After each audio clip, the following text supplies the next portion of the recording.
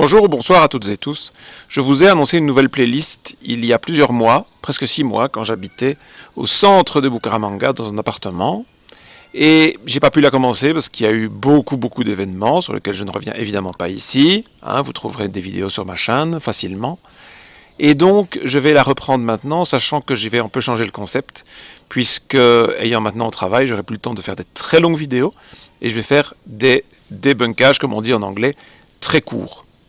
Toutefois, cette vidéo, j'avais commencé à la tourner, il y a des morceaux qui me semblent très bien, donc je vais vous mettre les parties les plus importantes, et puis je vais aller droit au but, en me concentrant sur l'essentiel, à savoir vous montrer que, dans ce cas-ci, il y a des informations incontestablement erronées qui vous sont données, totalement incohérentes, et donc si vous voulez aller plus loin, eh bien, éventuellement on en discutera, éventuellement lisez le livre vous-même de Didier Raoult, je ne dis pas qu'il faut le rejeter, ne pas le lire, mais il faut le lire en connaissance de cause, à savoir quelle erreur fondamentale il fait dans ce livre, et alors on y apprend quand même des choses intéressantes. J'insiste donc sur le point suivant, ceci est aussi de l'introduction à la playlist, donc cette vidéo sera la plus longue, et puis après je ferai des vidéos très courtes qui vont vraiment droit au but. Ce ne sera pas la peine de répéter toujours que quand je critique quelqu'un, je critique un propos et pas tous ses propos. Il y a des choses qu'il dit qui sont intéressantes, et le contraire est vrai. Quand je cite quelqu'un, ça ne veut pas dire que je suis d'accord avec tout ce qu'il dit, je dis que ces propos-là sont justes. Voilà. Donc je vous laisse écouter l'essentiel de ce qui avait été enregistré en octobre 2024, qui n'a absolument pas changé, c'était juste plus proche de la publication de son livre. Et puis je reviens ici donc en avril 2025, où je vais conclure cette vidéo relativement courte, longue pour la playlist, mais courte pour ma chaîne. Bonjour ou bonsoir à toutes et tous. Je vais essayer de faire une vidéo qui n'est pas trop longue, même si le sujet mérite une analyse approfondie. Je sais que vous préférez les vidéos courtes, comme notamment dans ma nouvelle playlist de courtes vidéos que vous appréciez, qui fait monter ma chaîne, donc ça c'est une bonne nouvelle. Mais il y a vraiment des choses que je dois vous dire. Je ne peux pas rester silencieux. Et si j'ai commencé avec le professeur Raoult, c'est parce que c'est un exemple parfait. Ce n'est pas parce que j'ai une dent contre lui, ou que j'ai été admirateur et que j'ai changé d'avis, comme certains, qui l'ont vu comme un merveilleux opposant au système lors de la pandémie et maintenant qu'ils le voient comme un traître. Tout ça est à balayer. Mais c'est une personne qui est capable à la fois de dire des choses très intelligentes et dire des choses complètement, mais stupides à un point extraordinaire. Bien sûr, beaucoup de gens disent des choses intelligentes et se trompent parfois. Et c'est pour ça que je l'ai pris pour commencer, parce qu'il peut décrire tellement bien, par ses exemples, le concept même des vidéos que je vais faire. D'ailleurs, j'ai regardé sur Internet comment est-ce qu'on peut traduire le mot « débunker ». Déjà que « débunker », c'est « debunk » francisé. Si je tape « debunk » dans Google, il me propose « décrédibiliser ». Eh bien, c'est pas ça que je veux faire. Parce que si les gens étaient décrédibilisés parce qu'ils faisaient une erreur, il n'y a personne qui serait crédible. Tout le monde fait des erreurs. Mais quand je mets débunker, c'est comme ça que le traducteur le lit, il met démystificateur. Eh bien, c'est exactement ça que je veux faire. J'ai pas envie de diaboliser les gens, mais j'ai pas envie non plus qu'ils soient mystifiés comme des gens extraordinaires. Les gens extraordinaires, c'est rare. Les gens complètement pourris, malheureusement il y en a sans doute plus que des gens extraordinaires, mais qui sont vraiment tout pourris, je dirais c'est assez rare. La plupart des gens sont des personnes qui essayent de tirer leur épingle du jeu, qui sont parfois en conflit entre leur intérêt personnel et l'intérêt collectif, etc. Ça c'est classique. Et là-dedans elles naviguent avec leurs émotions, avec leurs imperfections, avec leur intelligence aussi. Et donc parfois elles sortent des choses très très bien, et parfois elles font des erreurs, sans doute moi aussi bien entendu. Je précise aussi pour l'occasion que, bien entendu, ma chaîne est ouverte. Si jamais une personne que je vais donc démystifier estime que je désinforme et qu'elle veut en débattre avec moi ou donner un droit de réponse, elle aura évidemment son droit de réponse. Il n'y a aucun problème. Comme dirait je ne sais plus qui, je crois qu'on l'attribue à Voltaire, mais je ne suis même pas certain. Je ne suis pas d'accord avec ce que vous dites, mais je me battrai pour que vous puissiez le dire. En fait, c'est aussi quelque chose que je veux souligner. Je veux ni faire taire Raoult, ni personne. Et je vais prendre des extraits principalement d'une vidéo de Toxin, et je voudrais au passage féliciter Toxin, en particulier Clémence Oudiakova, pour ses émissions, qui sont très très bien. Et c'est très bien d'inviter Raoult, et c'est très bien de l'interviewer de manière à qu'il puisse dérouler sa pensée. Mais il faut pouvoir inviter des gens qui pensent différent, ce qu'elle fait d'ailleurs, et il faut pouvoir contrer ses arguments, éventuellement en débat aussi. Tout ça est possible. Bon. J'espère que vous comprenez donc le concept de ma playlist. Alors, pourquoi Raoult et pourquoi maintenant? Eh bien, parce qu'il a sorti un livre qui remet, selon lui, en cause l'évolution du vivant. Et malheureusement, il y a un gros problème. Et le problème, il le dit lui-même. Regardez. Il dit « Je ne sais pas ce que c'est l'évolution ». L'évolution, je ne sais pas ce que c'est, oui, mais pas le terme en tout cas, elle change les choses. Alors c'est intéressant parce qu'il dit « L'évolution, je ne sais pas ce que c'est ». Alors comment est-ce qu'il peut faire un livre pour démonter ce qu'est l'évolution s'il ne sait pas ce que c'est? Bon, alors évidemment, c'est amusant de sortir comme ça une phrase du contexte, rassurez-vous, je vais faire quelque chose de beaucoup plus profond, mais il dit après, oui, mais ça change les choses. Mais c'est le principe même d'évolution. La vie évolue, ça veut dire la vie change. C'est tout à fait synonyme. Et ça, à mon avis, c'est parce qu'il n'a pas compris ce que c'est l'évolution. Et ça ne va pas. Pour démonter une théorie, il faut commencer par la comprendre. Il veut démonter l'existence même de l'évolution, mais il donne des éléments qui, selon lui, prouvent l'évolution. Écoutez. Donc les mammifères, écoutez bien, c'est compliqué et c'est la preuve même de ce qu'est l'évolution. Dans les mammifères... Vous voyez, donc, il veut expliquer ce que c'est l'évolution, alors qu'il dit qu'il ne sait pas ce que c'est et que ça n'existe pas.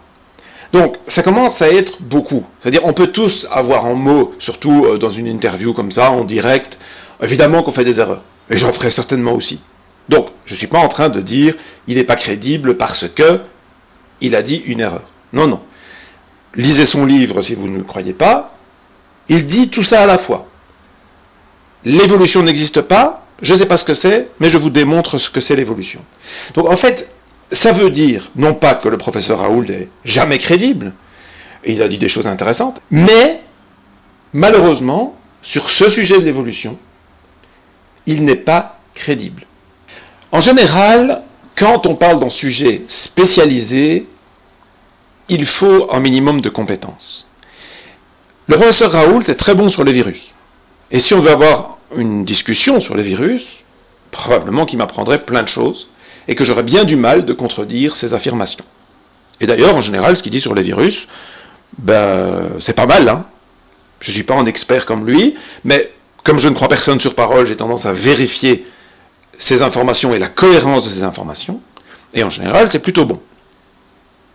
Par contre, dans le sujet de l'évolution, le sujet de la classification des espèces de vertébrés, là on rentre dans mon champ d'expertise, il dit des monstruosités.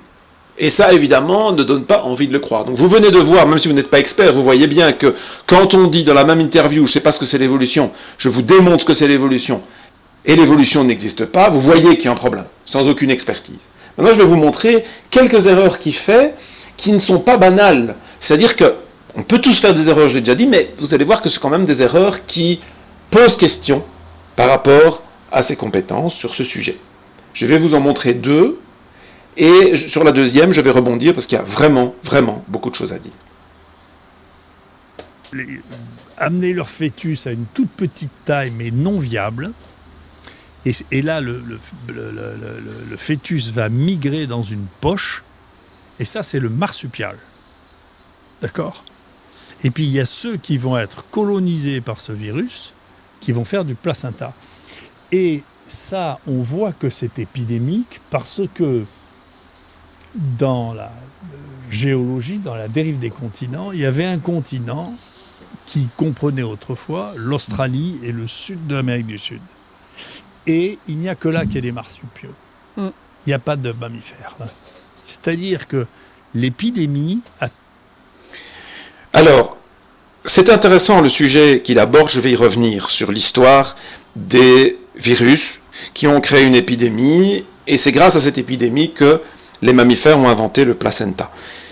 Mais il dit quand même une idiotie monumentale. Il dit il y a des marsupiaux, il n'y a pas de mammifères. C'est doublement faux. C'est doublement faux parce que les marsupiaux sont des mammifères. C'est un petit peu comme si je vous disais, en Europe, il y a des passereaux, mais il n'y a pas d'oiseaux. Bah si, les passereaux sont des oiseaux, les marsupiaux sont des mammifères. On pourrait dire que sa langue a fourché. Mais s'il voulait simplement dire qu'il n'y a pas d'autres mammifères, c'est aussi faux. Vous trouverez facilement qu'en Australie, il y a des chiroptères, ou des chiroptères, des chauves-souris. Il y a des baleines, il y a des rongeurs, des rats. Non pas des espèces introduites par l'homme, mais bien des espèces endémiques de l'Australie. En Amérique du Sud, où j'habite, il y a effectivement des mammifères qui ne sont pas des marsupiaux. Il y a très peu de marsupiaux. Il y a bien un opossum qui vient dans mon jardin de temps en temps que je n'ai pas réussi à photographier, mais il n'y a pas que des marsupiaux, loin de là. En plus, en fait, il fait bien plus que 2 erreurs. J'ai dit 2 erreurs, mais il y en a bien plus. Regardez, je suis simplement sur la page Wikipédia. Ce sont des informations qu'on trouve facilement ailleurs. Wikipédia n'est pas toujours la meilleure source, loin de là. Bien qu'en sciences naturelles, elle soit plutôt au-dessus de la moyenne, alors qu'en politique, c'est une catastrophe. Mais ça, c'est une autre histoire. Donc la répartition géographique des marsupiaux, c'est l'Australie, l'Amérique du Sud et jusqu'en Amérique du Nord, donc y compris l'Amérique centrale. Alors c'est très ennuyeux parce que, en fait, il dit plein de choses qui sont fausses. Il dit d'abord qu'ils sont originaires d'un continent qui comprenait le sud de l'Amérique du Sud et l'Australie.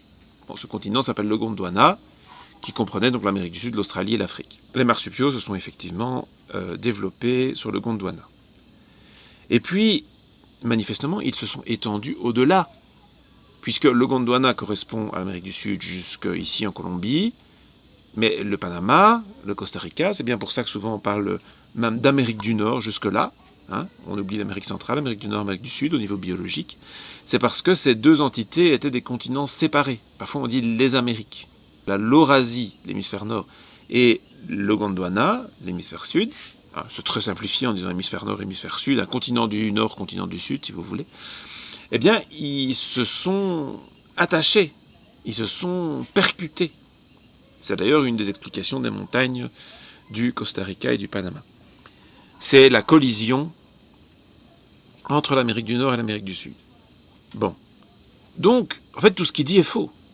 En plus, je vais rajouter un truc que vous pouvez vérifier facilement par vous-même. Le fait qu'une isolation géographique soit à l'origine des marsupiaux n'est rien de spécial parce que l'évolution, c'est presque toujours comme ça. C'est l'isolation géographique qui permet l'existence d'une nouvelle branche. Alors en quoi est-ce que ça prouverait que l'origine soit virale ou bactérienne? Non. Ce n'est pas une preuve. En l'occurrence, ce qu'il dit sur l'origine épidémique du placenta, c'est vrai. Mais ce qu'il dit, la preuve est que non, ce n'est pas une preuve. C'est juste le fonctionnement habituel de l'évolution. Et ce qui fait évoluer les espèces animales, ce sont des facteurs divers et variés, qui peuvent être la présence de concurrents, de prédateurs, en certains environnements, en certains climats, et effectivement les microbes. Mais là, il a découvert la roue, on le savait bien. Vous voyez ce que je veux dire? Donc, il vous dit ici des erreurs monumentales, et j'espère que vous comprenez bien que s'il maîtrisait un tout petit peu le sujet, il ne dirait pas tant d'erreurs. Que sa langue fourche et qu'il dit il n'existe que les marsupiaux et pas de mammifères au lieu de dire et pas d'autres mammifères, ça peut arriver. Mais l'information est fausse, que ce soit pas de mammifères ou pas d'autres mammifères. Donc ça commence à faire beaucoup. En plus, il dit qu'il n'existe que dans le sud de l'Amérique du Sud, alors qu'il existe dans toute l'Amérique du Sud, l'Amérique centrale et l'Amérique du Nord. Ce qui fait encore beaucoup. Et puis, il prétend que l'isolation géographique à l'origine de la séparation des marsupiaux prouve que l'origine est épidémique. Ça, c'est faux aussi. Je ne vais pas tout vous réexpliquer ici. J'ai déjà fait suffisamment de vidéos sur l'évolution, c'est un sujet sur lequel je reviens tout le temps. J'ai fait par exemple une vidéo toute simple où cette histoire d'isolation géographique, je la réexplique avec des mots tout simples. Et donc, elle prouve simplement que quand des populations sont séparées géographiquement, elles prennent des voies évolutives différentes. Ça, c'est vrai. Mais ces voies évolutives ne sont pas spécialement influencées par des microbes, elles peuvent être influencées par l'environnement, comme je l'ai dit, la présence des prédateurs, des concurrents, le climat, etc., etc. Donc ça fait une série d'erreurs considérables. Maintenant, comme je l'ai dit, quand on parle de son domaine, Raoult est bon. Alors ça ne veut pas dire qu'il ne fait aucune erreur, il ne faut pas non plus interpréter dans l'autre sens. Mais dans son livre, il explique bien ces histoires. C'est très intéressant, hein. Je ne dis pas du tout que ce n'est pas intéressant. Quel est donc le problème? Didier Raoult nous dit qu'il ne sait pas ce que c'est l'évolution, que ça n'existe pas, et puis il vous explique ce que c'est. Donc ça déjà, en fait on pourrait s'arrêter là. Sauf que il y a quelque chose de beaucoup plus intéressant que ça. Il faut avoir en mémoire que toute la classification du vivant actuellement, qu'on appelle la classification phylogénétique, est basée sur l'évolution. C'est-à-dire qu'on met dans des groupes proches, restreints, comme des espèces, des sous-espèces, des genres, des animaux, des plantes, des organismes comme des bactéries, qui sont génétiquement proches, c'est-à-dire que leur ancêtre commun est relativement proche. Et on les met dans des groupes éloignés, donc dans des ensembles plus vastes, quand elles ont des ancêtres plus éloignés. Donc, c'est une stratégie qui est cohérente, qui a un sens, mais il y a un problème.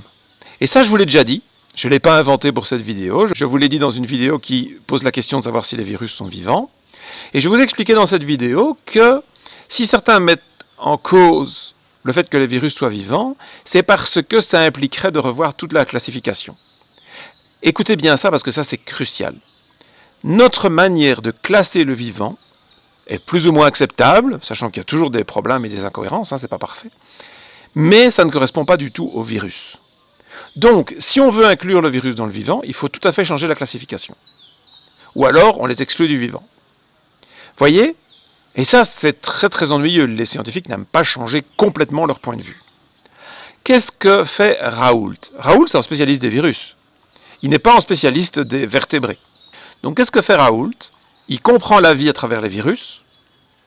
Et puis, il se rend compte que la classification qu'on utilise pour tout ce qui est vivant, sauf les virus, ne correspond pas. Et ça, il a raison. Et donc, il dit, puisque la classification que nous utilisons basée sur l'évolution n'est pas applicable au virus, c'est que l'évolution n'existe pas. Voyez, c'est un raisonnement totalement fallacieux. Et donc, ce qu'il propose, en fait, ce serait de reclasser complètement le vivant sur base de ce qui existe pour les virus. Alors, premièrement, il n'y a pas de raison que ça marche, puisque la classification des vivants hors virus ne fonctionne pas pour les virus. Pourquoi est-ce qu'une classification qui marche pour les virus marcherait pour les autres êtres vivants? Donc c'est pas garanti. En plus, pourquoi faudrait-il se baser sur une seule partie de la vie pour décider comment la classer? Et puis c'est pas parce que la classification ne convient plus avec les découvertes récentes, ça éventuellement on pourrait refaire complètement une classification qui tient compte des virus et des vivants non virus, peut-être, il y a moyen, j'en sais rien, moi je ne suis pas capable de faire ça, il faudrait que j'y travaille pendant des mois et des années sans doute, et si quelqu'un sort une nouvelle classification, il aura travaillé des mois et des années certainement, ce que je ne vais pas faire. Ça ne prouve pas du tout que l'évolution, telle qu'on la comprend actuellement, est fausse. En plus, il explique parfaitement dans son livre comment est-ce qu'il existe des sauts évolutifs en lien avec les microbes, les virus et les bactéries. Et ça, je suis d'accord avec lui. Mais donc, ça prouve que l'évolution existe. Simplement qu'elle ne se passe pas de façon linéaire comme Darwin le pensait. Ça, d'accord. Bien sûr, on a fait des découvertes depuis Darwin, on a affiné notre connaissance. Et ça ne prouve pas que l'évolution n'existe pas, ça prouve que l'évolution existe, au contraire. Simplement que notre description actuelle n'est pas parfaite, et ça, je peux être parfaitement d'accord avec lui. Donc j'espère que vous comprenez bien la différence. Raoult remet en cause l'évolution parce que la classification liée à l'évolution qu'on utilise actuellement ne convient pas au virus. Voilà. Ça, c'est le fait. Du coup, il veut tout rejeter, mais sans argument, et il propose de voir les choses complètement différentes à travers le prisme des virus. Donc voilà. Est-ce que l'évolution existe? Oui. Est-ce que le livre de Raoult apporte un élément qui met l'évolution en doute? Absolument pas. Au contraire, il en apporte des preuves supplémentaires. Et si vous lisez le livre, vous allez vous en rendre compte. Et donc, quand il dit l'évolution n'existe pas, il dit le contraire de ce qu'il dit dans son livre, en fait. Donc, voilà, c'est ça que je voulais pointer. Ce qui ne veut pas dire que tout ce que dit Raoult est inintéressant.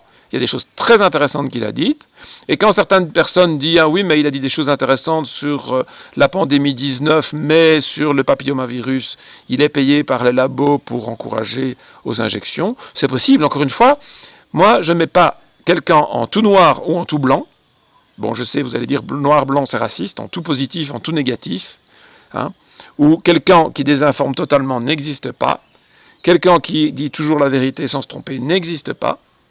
Il y a des gens qui disent des choses totalement inintéressantes presque tout le temps, ça c'est vrai. C'est pas le cas de Raoult, il dit des choses intéressantes, mais il dit aussi d'énormes conneries. Et ici, je viens de vous en pointer une. Je pense que quel que soit votre avis sur Raoult, positif ou négatif, quelle que soit votre compétence sur le sujet, vous comprenez que quand on vous dit « Moi je sais ce que c'est l'évolution, je vous l'explique », et puis après vous dites « En fait, je ne sais pas ce que c'est, ça n'existe pas », vous voyez bien qu'il y a un problème, vous n'avez pas besoin de faire des années d'études pour voir que c'est incohérent. Et cette incohérence, je viens de vous l'expliquer. Donc les prochaines vidéos de cette playlist, Recadrage Express, seront encore plus courtes que celles de ma série Réponse à une question naturaliste en moins de 5 minutes. Parce que vous voyez, en fait, ça peut même se dire en 1 ou 2 minutes. Il dit ça, et il dit le contraire. Donc forcément, il y a une erreur quelque part. Et c'est ça que je veux vous montrer. Donc dès le moment où vous comprenez sur un propos qu'il y a une erreur, vous ne pouvez pas croire sur parole l'ensemble du propos. Et donc prenez du recul, ça ne veut pas dire qu'il faut fermer la porte à tout ce que dit Didier Raoult, et ce sera le cas sur toutes les personnes que je présenterai ici. Je ne vous parlerai pas d'Ursula von der Leyen, parce qu'elle, elle dit presque que des bêtises, et vous le savez, ou Macron. Ces gens qui sont des menteurs patentés sont sans intérêt. Par contre, quand vous entendez des gens qui ont un discours alternatif, qui vous expliquent des choses, qui vous parlent, des leaders d'opinion, des journalistes alternatifs, souvent très intéressants, c'est pour ça que je les écoute. Ursula von der Leyen, Macron, je ne les écoute pas. Voyez? Et puis que j'entends un truc qui me choque, j'ai besoin de le dire. J'ai besoin de le dire parce que je n'ai pas envie que des gens croient sur parole parce que c'est une personne qui, par ailleurs, dit des choses intelligentes. Et donc je pointe cette erreur. Je le répète, si, dans le cas ici de Didier Raoult, il veut débattre avec moi, je suis totalement ouvert. Si vous êtes fan de Raoult, contactez-moi et vous dites non, non, non, il a raison.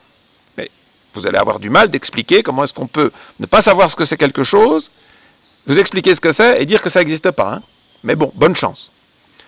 Alors vous allez me dire que j'insiste sur ce point, mais je vous ai expliqué pourquoi, et c'est pour ça que je vous dis volontiers, si quelqu'un, lui personnellement ce serait le mieux, veut débattre, je suis ouvert, qu'il se défende. Il expliquera cette incohérence sans doute, qui mettra sur le compte d'une distraction, etc. Pourtant, en lisant son livre, vous verrez qu'il y a ces incohérences également. Voilà. Donc, je vous dis à très très bientôt avec la suite de cette série. Merci pour votre attention, merci pour votre soutien. Si vous voulez justement soutenir, je vous rappelle, comme d'habitude, les pouces, les partages, les dons, on compte sur vous et portez-vous bien, tous autant que vous êtes.